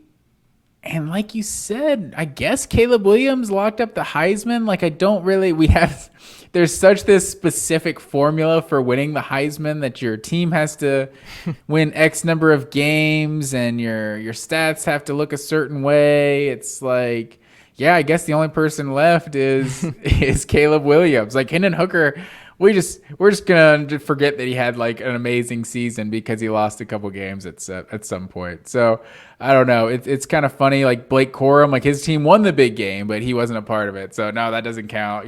That game you sat out. That's actually, you're not gonna win the Heisman now.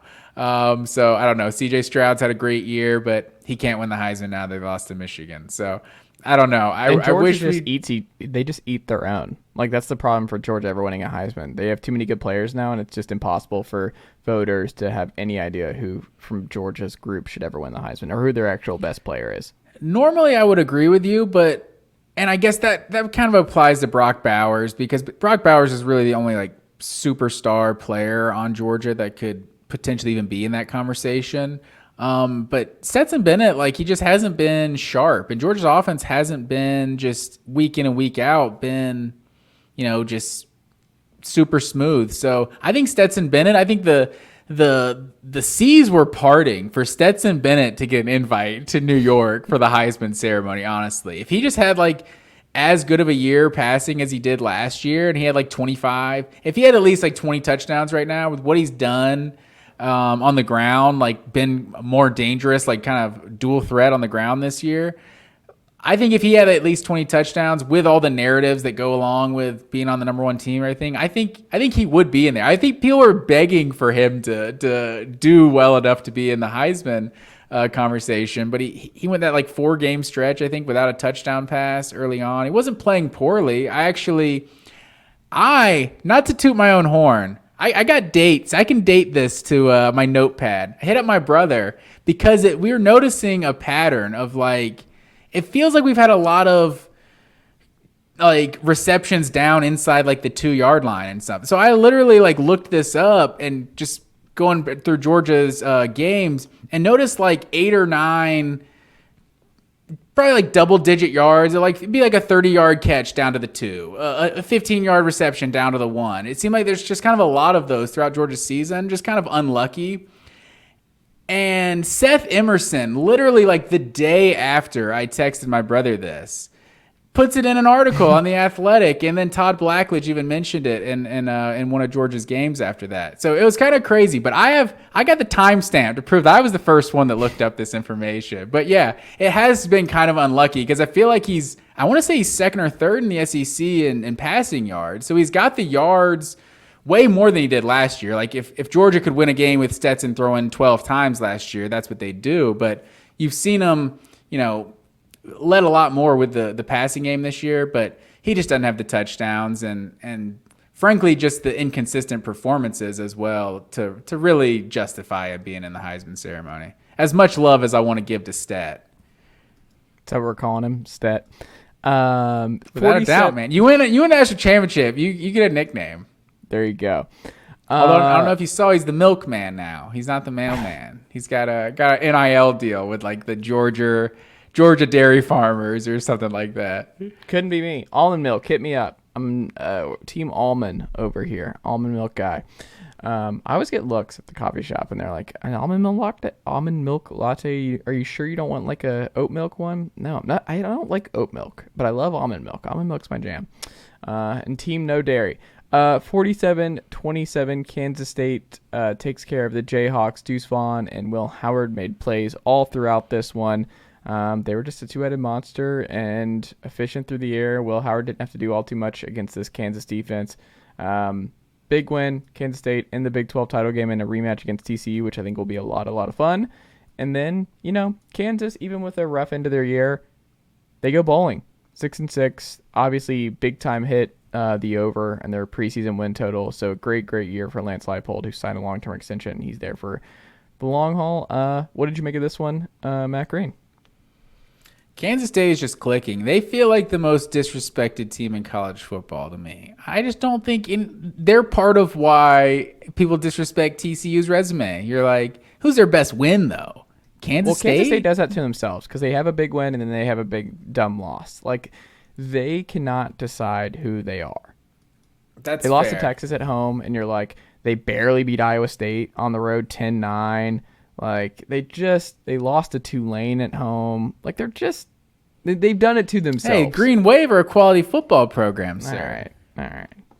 It's not as bad of a loss as what we thought it was at the beginning of the year, but I think they kind of did the mercurial stuff to themselves. That's fair, and I think they've become much more consistent since Will Howard took over.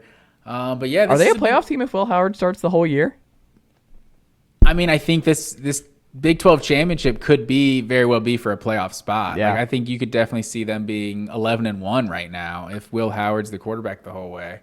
And especially if you beat the only team that beat you, that's the next best thing to an undefeated season is avenging the one loss. But also on a uni-watch standpoint, I just have to say this. Tori can vouch for this because I say it every time they're on the screen. Every time I see Kansas State play, I'm just like, those are the sexiest uniforms. They're just so classic. And they've had the same uniforms my entire life. And I just see them and I'm like, it just pops. That silver, purple, silver, man, give it to me every time. Silver, white, silver. Kansas State, always looking clean. Not the biggest purple guy, but always a big fan of Kansas State's unis. My wife hates purple too. Like, she's not a purple person. whatsoever. Well, I don't dislike it. Tori actually does dislike purple. I think that's why she doesn't like thing? it. I don't know. Maybe you're assumed to like purple, so you start to get annoyed by it. I don't know. She also doesn't like North Carolina's baby blue. Oh, now that's a problem. So that's what I'm saying. I'm like, North Carolina's classic. Like, I say the same thing every time I see. Actually, not every time I see North Carolina. The majority of the time I see North Carolina's uniforms, I'm like, oh, sick. And then they do something like they did this past week and just I don't know. Terrible North Carolina. Just keep it simple with your light blue and white. Just keep it simple. There you go. 51-33. I actually think Michael Penix should be in New York. I think he has done enough to be a Heisman finalist. I don't think he should win, but I think Michael Penix has been good enough all season long. I mean, he has made some gigantic throws. He's just a gunslinger, and it's just been phenomenal. Great comeback player of the year. If there was a comeback player of the year award in college football, I think he would just have that signed, sealed, and delivered this year. But, I mean, Michael Penix, 25 of 43, 485, 11.3 yards per attempt, 3 TDs, 1 pick. Beats his rival, beats Oregon the week prior. I mean, just an all-time great end for Mr. Penix, who was just phenomenal from beginning to end this year, and a great comeback story. But 10-win season for year one for Mr. Kalen DeBoer. So big time bounce back year after things go awry for Jimmy Lake at Washington. I don't know. Huskies, we'll see how they recruit, but huge win and huge season for the Huskies. What did you think, Matt Green? I think that's a good call, honestly. Like, being up in the top 10 and leading the nation in passing yards. Only has 29 touchdowns on the season, but yeah, I mean, I think they're number 10 now in the newest AP poll that came out today. Like, your Washington Huskies. I know you're a big Washington Husky guy. You consider them one of the blue bloods of this sport. You're always quick to throw their name in there, quicker than I am to throw them. I kind of feel like they're more in the playoff. I feel like their tradition feels more like a Colorado to me. Like, yeah, they're respectable, but how legit are they? Washington, you were all over them this year, and been a breakthrough year for them.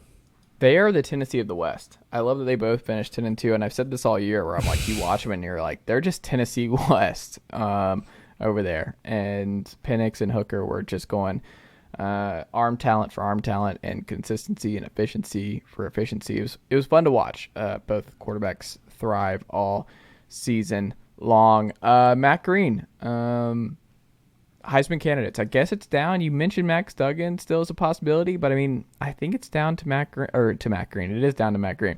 It is down to. Give me some Heisman love. What do you think? Is it done? Is it Caleb Williams? I'll be honest. Your Michael Penix shout out. I was trying to find a third legit guy because I think Blake Corum. I was pushing for Chase Brown on this podcast last week. I think Chase Brown definitely has a legit case, but it's just with how they give awards. It's like they don't just give running backs that lead the nation in rushing an invite to New York.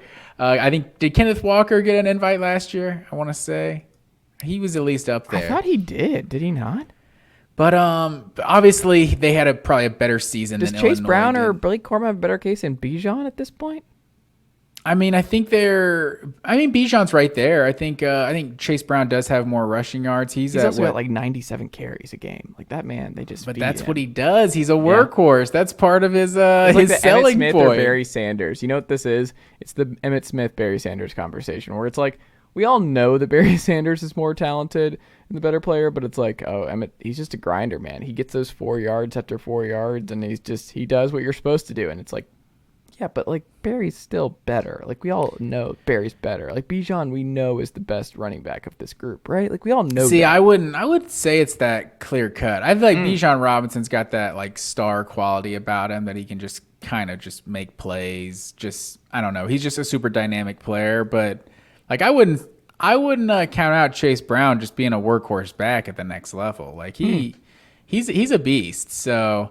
Yeah, that in terms of that conversation, though, that's one conversation I can never bite my tongue about. Like anyone who doesn't think Barry Sanders is like the greatest running back of all time, I'm just like, Whoa. Like, just no. He played for the Detroit Lions. That's the end of the discussion. He came in the league after Emmett, had more yards, and then Emmett passed Barry Sanders like a few years after. Like, Barry's the GOAT, basically.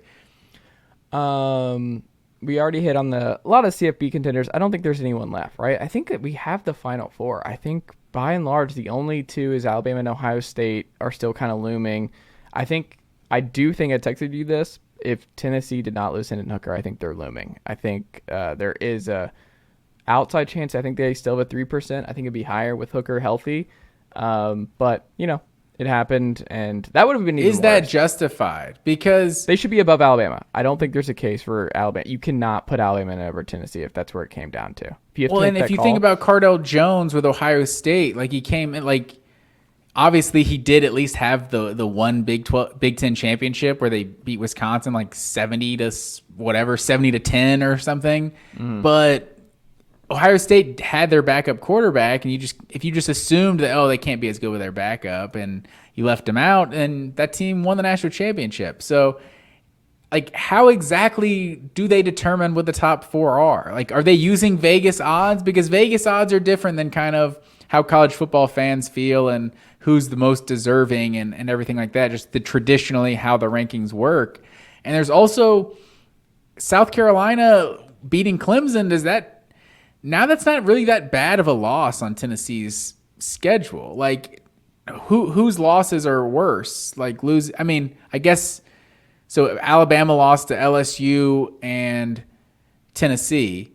Tennessee lost to Georgia and South Carolina. Like, Tennessee also beat LSU and beat Alabama. Alabama really doesn't have a great win. Like, what's their best win? Probably at Ole Texas? Miss. Ole Miss, it's like, are we calling that a good win still? Like, especially, it's almost their best win. It honestly might be. And so I think Alabama, I think at the end of the day, the committee's going to decide this week what we're going to do, what the, I'm blanking on the right words, but the consolation essentially, like they're going to decide that this week. Like Ohio State and Alabama aren't playing. Right. So you're going to decide if USC loses, you're making that decision this week on who that top team is. And I don't think as flawed and as like, I don't know, almost just sleepy Ohio State's schedule has been all season, they still have wins over Penn State. They still have a win over Notre Dame. And I think that's more than Alabama can say. And they also have one loss, and it's to the number 2 team in the country. Even if they did blow you out on your own field, I think the one loss, even though I would say Alabama's schedule is more difficult than Ohio State's, I think the one loss kind of trumps the 2 losses. So I think Ohio State is the only team outside of the top 4 that still has a hope to make the college football playoff, personally. I like it. Matt Green, we'll end on the recap portion of this. What did you see from your dogs as they kind of play with their food once again with the Georgia Tech Yellow Jackets on Saturday? Not a super impressive performance from the Bulldogs on Saturday. I was a little worried at how long Georgia played with their food, if I'm being honest. You saw it was just very uncharacteristic early on because on Georgia Tech's second drive of the game, I mean, the guy just drops a wide open little tight end, like right down the seam that, I mean, it was like a little 10-yard dump pass that he could have been running for 20, 30 yards. And then their second drive stalled after that. And they really didn't. What was the final score? Did they score 7? They got in the end zone again, right? Yeah, they didn't score again until the fourth quarter. So it was an interesting performance. Stetson didn't look super sharp, but then once Georgia got the running game going in the second half, they took care of business as they should. But yeah, it was it's funny seeing 37-14 and just being kind of down on the performance of the team. But like I told you coming in, it just didn't really feel like a game that Georgia was going to cover, honestly. Like, it just felt like a game that Granted, I did not expect Tech to give Georgia a game for 2 quarters. Like, I expected to just kind of be a blowout from the jump. But I think they said this was the first opening drive touchdown Georgia has allowed at home since 2016 under Kirby Smart. So just absurd that this 5-7 Georgia Tech team was the one that did that. But yeah, I think ultimately Georgia just wanted to get out of here healthy and just get on to the next one, and that's basically what they did. So I think Brent Key, I'm really wondering where he goes from here, because he's made a legit claim to this job. Like, I think if they obviously if they can get the Tulane coach Fritz, that's a big time move for Georgia Tech to do, and that's a guy with a lot more head coaching experience.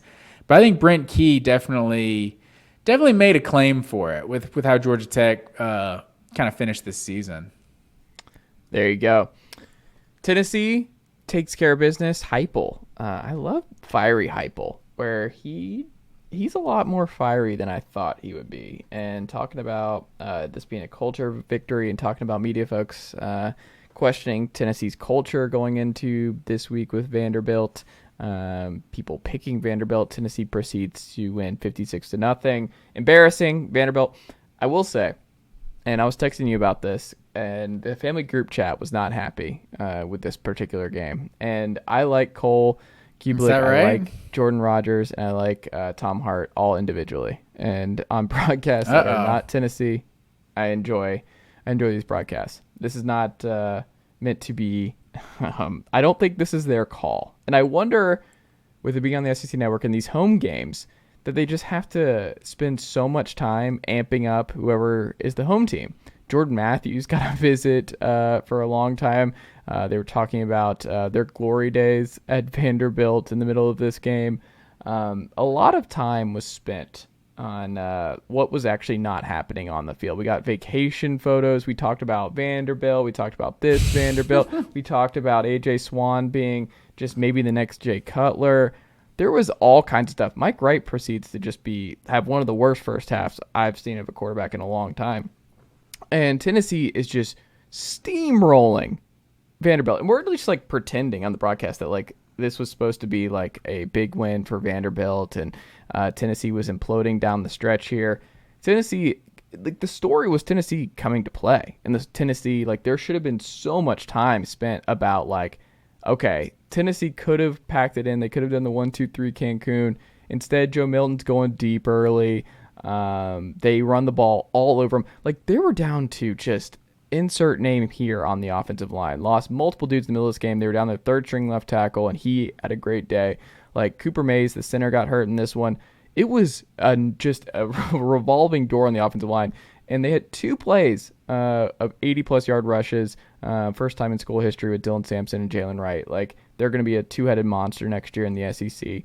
No Cedric Tillman. Brew McCoy didn't play. You go up and down the list, and it's like, this was a pretty heroic like showing by the Tennessee Volunteers, because this got them to 10 wins. They absolutely obliterate the Vanderbilt Commodores on the road in the rain, and it gets them to 10 wins. First time heroic. You just described a win over Vanderbilt as heroic. I just want everyone to know that right now. What was Hendon Hooker gone for the year? You lose your Heisman worthy quarterback the previous week. I mean, just everything involved was just like setting this up. I told my family, I'm like, I have no idea how this game's going to go. Either Tennessee's going to win big, or Tennessee's going to get upset in horrible fashion, and I just am going to go into hiding for a couple weeks. And they won in blowout fashion. Like I told you coming in, it's because you were a little way more negative than I thought coming into this game. Like, you didn't really know what to expect. But it's Vanderbilt. Like, it's just don't spend any time on this Vanderbilt. Like, it was ridiculous. Pivot. Like, the amount of Vanderbilt love on this broadcast. Are we watching the game? Like, there's D. Williams pretending to tear his hamstring on a punt return touchdown, and then does an amazing dance after. And Tennessee's off and running. Like, D. Williams is the best punt returner in college football. Let's talk about that. He was waiting to break one all season long. You look at this. But he didn't break one until he played Vanderbilt, because that's what happens against Vanderbilt. There's one thing Vanderbilt does well. It's just special teams coverage, and they slice through it. No, Lad McConkey was back at home watching that tape. I'm like, oh my goodness, that needs to be me. I need to be like D. Williams when I grow up. That's what he was doing. I think what the listeners really want to know is Joe Milton winning the Heisman next year? Because that's what, going into this game, you said we were going to know if Joe Milton was Heisman caliber. And I'm judging from just the box score, because very little eyes of mine were on this Tennessee Vanderbilt game. Mm-hmm. 11 for 21, 147 yards, 1 touchdown, no picks. Grayson Lambert's record is still safe for another week. This doesn't look like a Heisman to me. I mean, here's what I'll say. The 11 and 21 is kind of deceiving. I thought it was weird in the rain that they were calling so many deep shots. Like, they were calling deep shot after deep shot for Joe, and he was throwing some bombs. Some of them weren't his fault. Was he connecting on these bombs? I mean, he connected with Squirrel early, almost a touchdown. They got down to the 1. But, I mean, Keaton, like, it was just weird because, like, it was not Cedric Tillman. It was not Brew McCoy. It was some other guys in there. And they also were just running the ball so well that they did not put a lot on Joe Milton's plate in this one. They ran for, 362 yards. They averaged 11.7 yards per attempt on the ground against Vanderbilt. They just ran all over. Mike Wright, 2.2 yards per attempt, 7 to 13, 28 yards. And he played the whole first half. Like, what are we doing? What are we doing, Vanderbilt? Like, it should have been one series, and you're like, all right, this is not happening. Jalen Hyatt, he was great, but he didn't really have to do a whole lot. Like, I don't know. And I think it was Jalen actually who had the first big play. It wasn't Squirrel. Squirrel was week 4. But either way, I don't think he's winning the Heisman. I don't think Joe Milton. He still throws these flamethrower 100-mile-per-hour bombs on the short intermediate stuff, and he's still got. I don't know. I don't know if it's ever all going to be there. He was better than what we've seen last year. He didn't make any mistakes. He did what he needed to do in this one. I just don't know. I don't think so. And I'm wondering, like I said, the spring quarterback competition between Taven Jackson, Joe Milton, and Nico Iamaleava is going to be very, very fascinating to monitor and into the early part of next year. So I don't know. I don't think I'm on the Joe Milton Heisman train. I think there's just still something missing. I don't think he makes it the full year as the starter next year. But I mean, still, we got a bowl game. We'll see what he looks like there with a lot more guys healthy. And then we'll see what another full offseason with him only working with the ones does. He's got the size. He's got the best arm in college football. That's not even close. Like, his arm is preposterous. Like, it still could happen. But I don't know. I'm not more. I'm not singing the Joe Milton 2023 Heisman candidacy from the rooftops. It's just I didn't see enough there.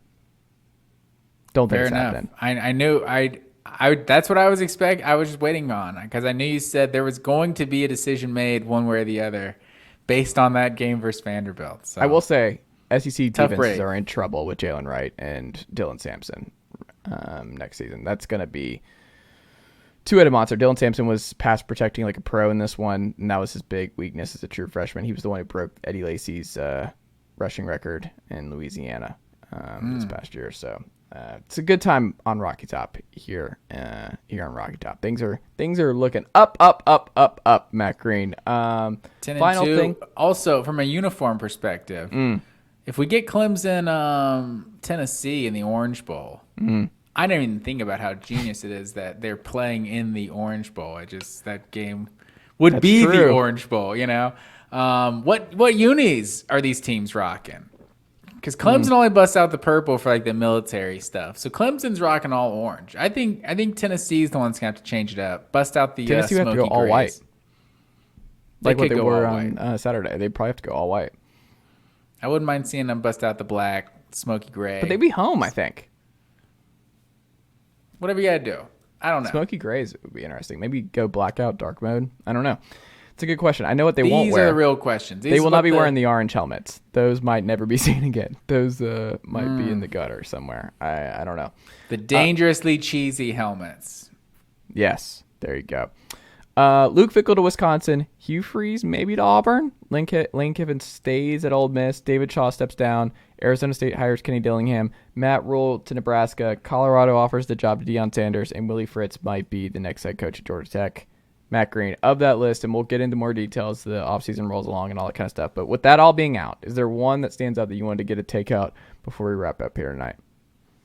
Yeah, like you said, we'll get to these more later in the week. But I think Luke Fickell. It's like we just didn't know that he was out there to be had. So I think Wisconsin. I think that's when you know that you hit a home run with your job, is because there's one thing to get a guy that everyone knows out on the market, but it's another thing, like LSU did last year, to just go ahead and snag Brian Kelly when no one even knew he was looking for anything. So I think that just, as a guy who's comfortable, is in a good spot, doing a great job, and he jumped ship for Wisconsin. So I think that's a big time hire for Wisconsin. I think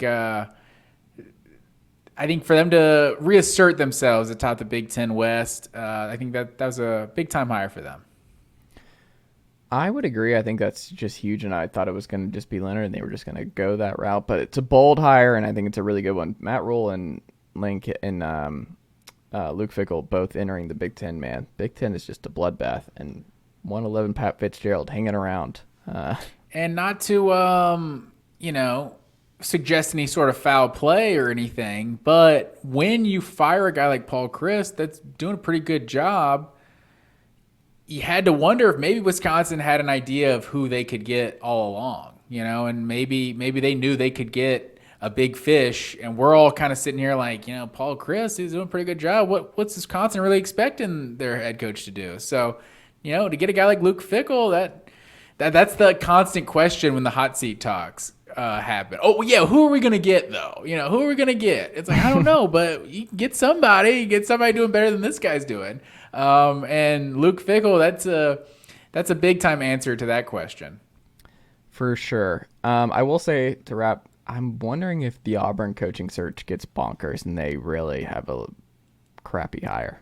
If they can't get Hugh and there's so much pushback that doesn't happen, I don't know where they turn, and I think it get very bleak on the Plains very quickly. That would be fascinating. Yeah, that's very true. I mean, it is a big time job, but it has different obstacles, different baggage than some of these other big time jobs seem to have. I mean, like you said, Colorado's talking with Deion Sanders. I'm in the Deion Sanders camp. If you're Auburn, make a splash, see what primetime can do for Auburn. I'm all in on that. So Colorado doesn't seem like a big enough jump personally for me for Deion Sanders. It's obviously bigger than Jackson State, but it's obviously he brought 60 Minutes to Jackson State, right? He brought College Game Day to Jackson State. He's creating a buzz there at an HBCU and doing all that stuff. So whatever Deion Sanders does, I feel like he's probably going to do it well. And if I knew he really wanted to be a head coach, I'd try to buy his stock before it shoots too high, honestly, because he just seems like an X factor. This guy he's been doing it. He's been a coach at the college level for what now, 3 years. Been a head coach. He's obviously was coaching at the high school level before that, but so much of what coaching is just building relationships, and I feel like he's done that at the high school level. And he's gonna have a recruiting pipeline through Texas with all the high school relationships and everything he's built, and then just to have him in the Southeast, I feel like it's dangerous. If I'm Auburn, give me prime time every day of the week. We'll see. I just don't think it's prime time, and I don't think so either. I think there's a chance it's a really bad hire that we're all this got ugly quick, where it's they strike out on Lane, they strike out on Hugh. So is this just all rumors with Hugh Freeze? Is there anything kind of substantial that's saying they want him, but it's being rejected by the fan base, right now, by the student body, or is there anything real substantial here? I don't know. It's hard to parse through. I think this has to happen quick. Transfer portal opens on the 5th. You have to get this thing ready to go ASAP. That's why all these things are happening so quick, is they have to get their ducks in a row, hire the people to get ready for this. Like, it is going to be a madhouse to rebuild your roster right away. And if you're a new coach, you want to be able to hit the portal hard to rebuild as fast as possible. So I don't know. I think there's an outside possibility it's a wild hire. Like, Del McGee is like introduced as the next Auburn coach in like 24 to 48 hours. Nothing would surprise me with Auburn. Del McGee honestly wouldn't be terrible. That's a huge wild card there. But with the way Auburn's always recruited the state of Georgia, like Del McGee, I think has been such an X factor for Georgia's recruiting, with just at the high school level with all his relationships and everything like that. I honestly thought Del McGee for the Georgia Tech job would be a really interesting name, but for them to go get a more proven guy that's actually having success as a head coach, I just wasn't really sure how big time of a guy Georgia Tech could get. But as far the last one, I don't know if you named. Did you say Matt Rule as well to Nebraska? Yeah. Like that they announced on Saturday. That's a home run, honestly. If you're Nebraska, like that's big time for sure. We'll see. I don't think many people saw Nebraska and Wisconsin potentially making the two best hires of this coaching carousel season, and I think that's a real possibility that Luke Fickell and Matt Rule are going to be the two best hires of this whole offseason. We shall see. We'll talk more about it. All kinds of time in the offseason to hit this hard. Matt Green, thank you as always. A long show tonight, but it was fun. A lot to hit in another great regular season, man. I can't believe it's over, but fun as always doing this very program with you each and every week during the college football season. It's fun, and I'm excited to get into conference championship week and get into our bowl pick'em and all that good stuff. But thank you as always, my friend, and I will talk to you very soon. Yes, sir.